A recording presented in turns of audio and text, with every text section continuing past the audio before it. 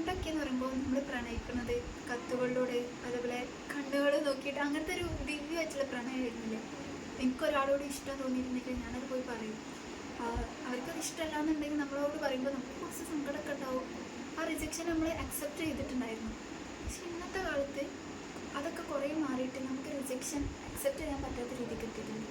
അപ്പോൾ എനിക്കൊരാളോട് ഇഷ്ടം തോന്നിയിട്ട് ഞാനത് പോയി പറയാണ്, എനിക്ക് നിങ്ങളെ ഇഷ്ടമാണ്. പക്ഷേ അവർ റിജക്റ്റ് ചെയ്യുന്ന ആ ടൈമിൽ നമുക്ക് പകയാവാണ്, വൈരാഗ്യം വരികയാണ്. അത് കാരണം ആ പകയും വൈരാഗ്യം കാരണം ഒരുപാട് ജീവൻ പൊലിഞ്ഞിട്ടുണ്ട്. നമ്മളിപ്പോൾ ന്യൂസും ഇതൊക്കെ എടുത്തൊക്കെ തന്നെ കാണാം. പ്രണയം നിരസിച്ചതിൻ്റെ പേരിൽ ഒരുപാട് കൊലപാതകങ്ങൾ നടന്നിട്ടുണ്ട്.